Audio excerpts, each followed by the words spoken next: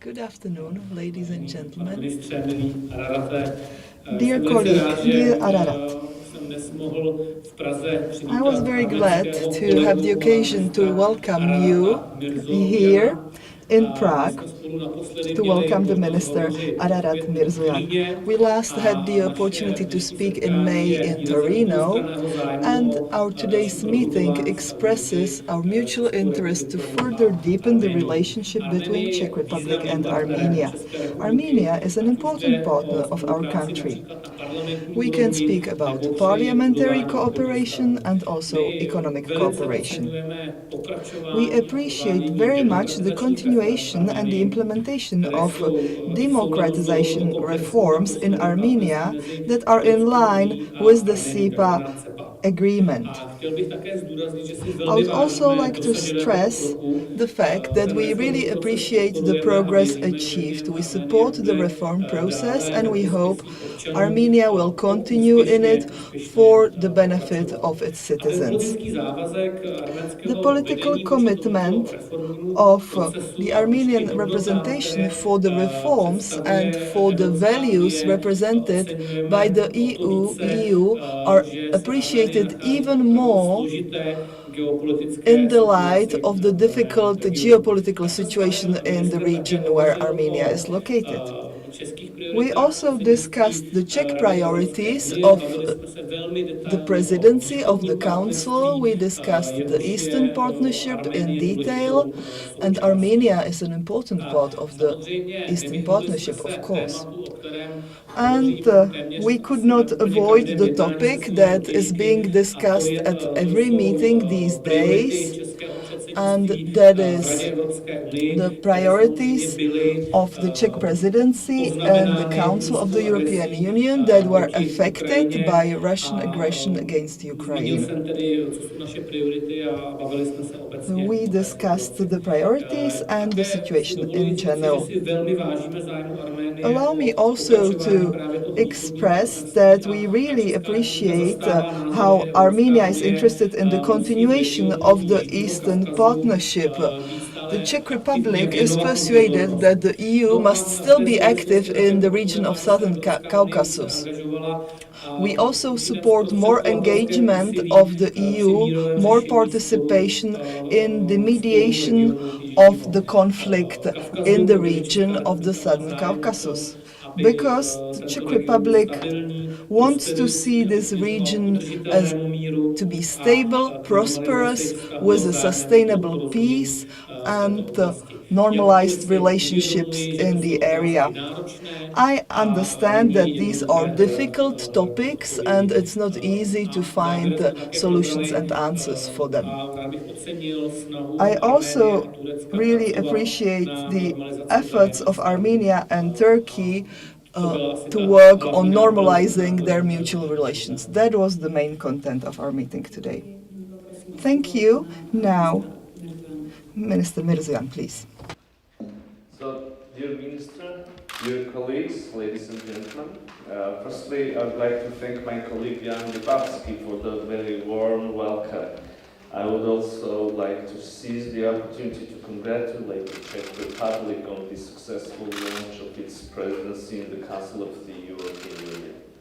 This is my first visit to Czechia, a country which has officially taken the course of pursuing the legacy of Vaclav Haveli, underscoring human rights, democratic development, strong civil society, and multilateral collaboration. Currently, the government of Armenia is implementing its ambitious agenda of democratic reforms and transformations. Czechia is our reliable partner in this regard. We highly value our relations with Czechia based on shared values and historical friendship, and are keen to promote the Armenian-Czech political dialogue and interstate relations to a qualitatively new level, including through high-level reciprocal visits, regular consultations between our foreign affairs ministries, and active interparliamentary engagement. During our discussions, my colleague and I agreed to put our utmost efforts towards the utilization of the potential in the spheres of economy, trade and investment, as well as fostering intercultural exchanges and people-to-people contacts. Armenia and Czechia have mutually beneficial cooperation also within multilateral formats, including UN, OSCE, Council of Europe. This is extensively complemented by the Armenia-EU cooperation with its milestone agreement, the Comprehensive and Enhanced Partnership Agreement. We highly value the active role of the Czech Republic in promoting the framework of the Eastern Partnership and stand ready to join efforts in maintaining this cooperation platform in the spirit of mutual understanding, inclusiveness, and merit-based approach. Dear friends, today we also extensively discussed the issues of regional international security, referred to the Nagorno-Karabakh conflict and the situation resulting from the 44-day war unleashed against the people of Nagorno-Karabakh. I briefed Mr. Lipavsky on Armenia's position and efforts toward establishing peace and stability in our region, where the OSCE Minsk Group co-chairmanship plays a key role in reaching a comprehensive and lasting settlement of the Nagorno-Karabakh conflict. In this regard, I express my gratitude to the Czech side for its continued support to these efforts and the role that OSCE Minsk Group co-chairmanship plays. Nearly 2 years after the cessation of hostilities in Nagorno-Karabakh, humanitarian issues remain unresolved. Azerbaijan continues to hold Armenian prisoners of war and civilian hostages, using them as political weapon. Also, Azerbaijan's policy of destruction, desecration of the Armenian cultural and religious heritage in the territories fallen under Azerbaijani control is of great concern. In this regard, we expect a targeted response and practical action from the international community. Dear colleagues, the realities resulting from the use of force and mass violations of human rights cannot create a sustainable foundation for regional peace and security.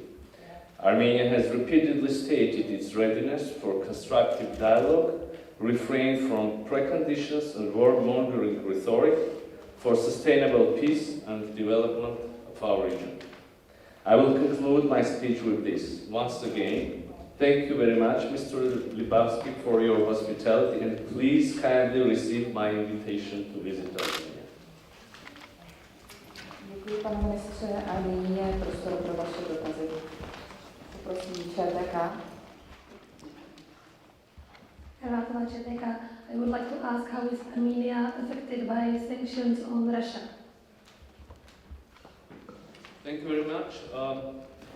Of course, sanctions against Russia have their negative direct or indirect impact on Armenia's economic development and economic situation in the region in general.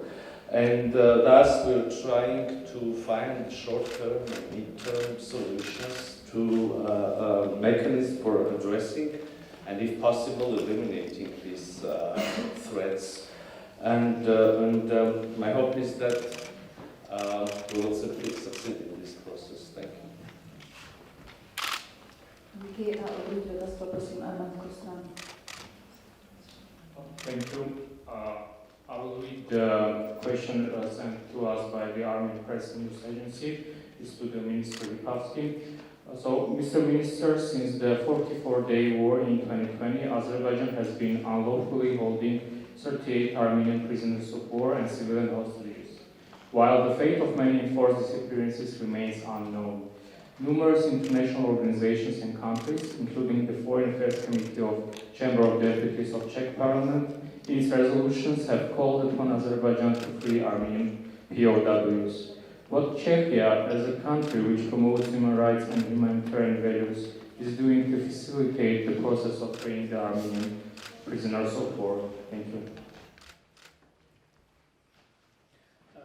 Děkuji za otázku. Thank you.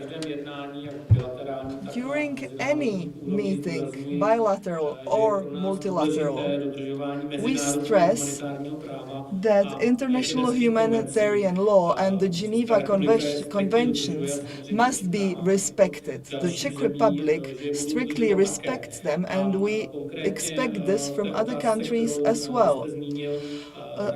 Speaking about the issue you mentioned in particular, the Czech Republic supports the mediation efforts of Charles Michel in resolution of the conflict, and I think his role is crucial.